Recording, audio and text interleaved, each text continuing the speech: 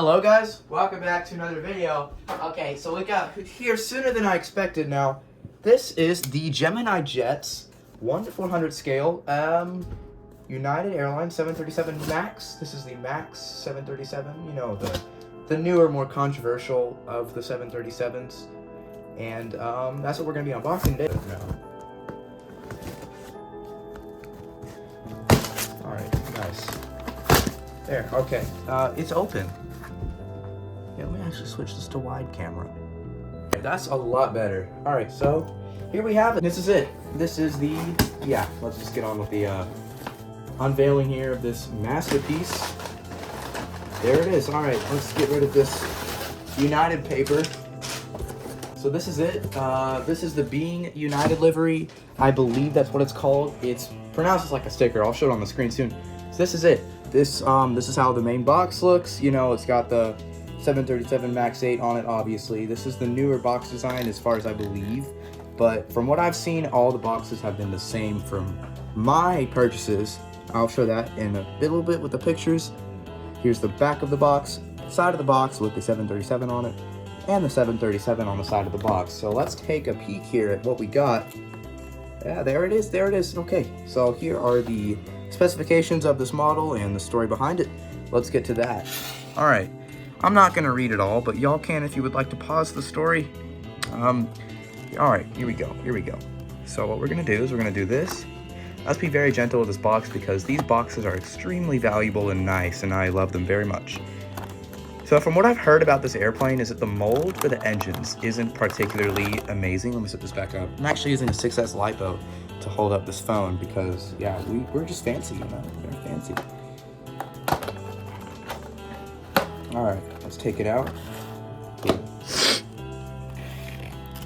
So basically, have I gotten behind the fact that this is my first 737 from Gemini Jets, and I have only had A321s from Gemini Jets, and I love them. I love them a lot. But the other models I've ever gotten, I have a 757 from NG Models and a A330 from NG Models. So this is going to be my third Gemini Jets model. I haven't bought any airliner models in a year, and the last one I ever bought was my Delta A321 in the Thank You livery. But here we have the 737 in the Being United livery together. So what we're going to do is we're going to pop it out just like so. Gentle. Alright, cool. Just like that. I'm going to put this off to the side. And here it is. So what I'm going to see is if they have the whole rocket ship thing. That's what they call it with the engines. I don't see what they're talking about. I think it looks great. Alright, so let's put it on the ground here.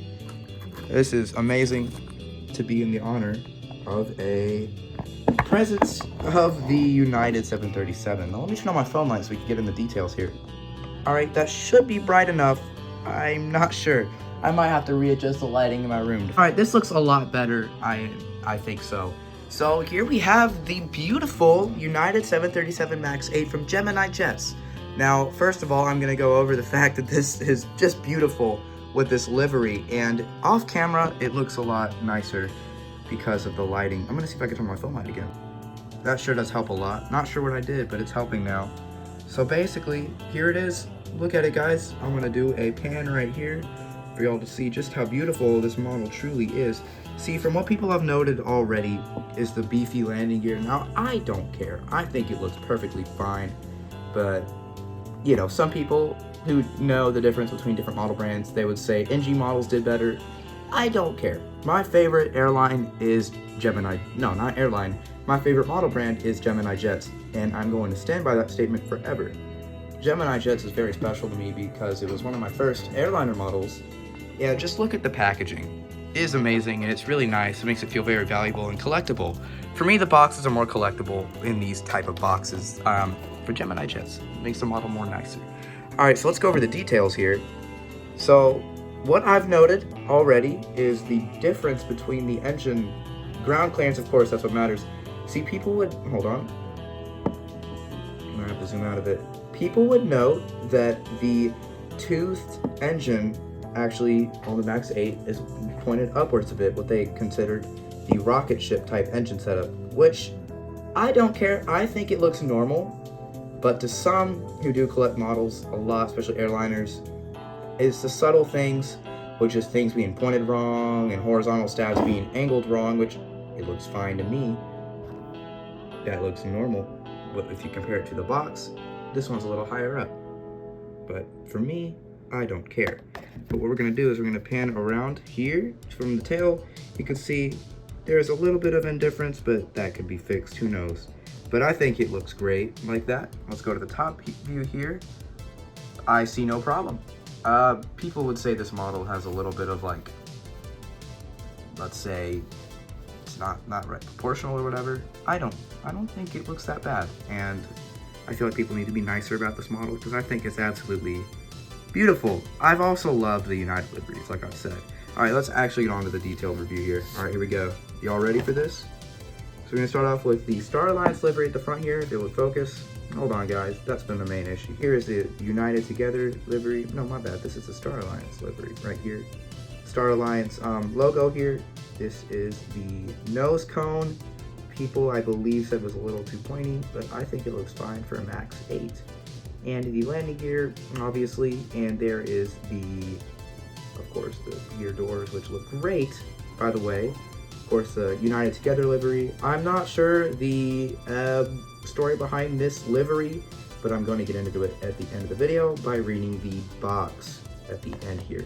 But let's keep going. Of course, you can see the chevron engines here, the toothed engines, which look beautiful. I'm a huge fan of that, and I've never had Boeing models from Gemini jets, so it's good to see the refreshment of seeing these beautiful Boeing engines. Okay, let's move on to the tail. November 27261, of course, there is its registration. There's the tail, livery, horizontal stabs, and a vertical stab. So I'm going to move it this way now. Here's the back of the aircraft. Everything's looking straight and good. All right, let's move it to this side. This is the Being United part of the livery. I'm going to look more into that at the end of the video with the whole Being United story. But I assume this has something to do with COVID, or just, yeah, because of COVID, you know, a lot of airlines would go out of business and they'd lose a lot of employees.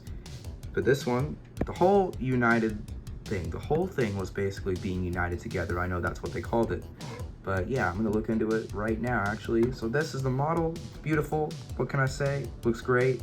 Huge fan of the winglets as well on the United 737 because it just looks good with the livery. It makes it strike, you know what I mean? It just gives it that, yeah, that's definitely your flying United type feeling, you know what I mean? All right, so let's move on with the box again. All right, let's read. Y'all ready? Here, let's put the model somewhere nice so we can look at it. All right. On April of the 9th of the 1967, Boeing's first 737-100 took to the skies for the first time. Over the years, Boeing proceeded to enhance the 737 type with various improvements throughout the entire airframe. In April 2017, Boeing celebrated 50 years of flying. For the 737, during this period, model types have included the 737-100, 200, 300, 400, and the 737-500, wrapping up the classic lineup. In the late 1997, Boeing began the production of the next generation types. These included the 737-600, 700, 800, with the 737-900 wrapping up the next generation lineup. Meanwhile, competing Airbus continued to improve upon their A320 family, obviously, putting pressure on Boeing to answer back with even better 737 type. In 2011, Boeing answered back with the 737 MAX program. The MAX types now feature all new engines, adding fly-by-wire systems, which is true. Boeing 737s did not have fly-by-wire until the MAX came out. Let's see here. Along with other cockpit enhancements, aerodynamic improvements, making them to the most efficient 737s ever to fly. In December of 2011, Southwest became the first official launch customer of the type, followed closely by both Ryanair and Norwegian Air Shuttle. I'm not sure if Ryanair operates the MAX yet, but I'm going to look into that, and you will see right now at this video, maybe right here, if they do or not. In March of 2017, over 9,448 737 types had been in service, with another 4,506 units still in order. On January 29th of 2016, the first 737 MAX 8 took the skies. And yes, around 2 years later, I believe, maybe 1 year later, that's when the whole Max controversy happened because of the you-know-what that happened on what I believe to be a... what was it?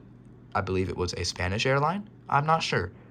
But you'll see it on the video, though. The planned model types for the 737 MAX program are 737 MAX 7, 8, and MAX 200, and 8 ERX, and MAX 9, and MAX 10. This is the MAX 9, which is my favorite looking one. No, MAX 8, my bad.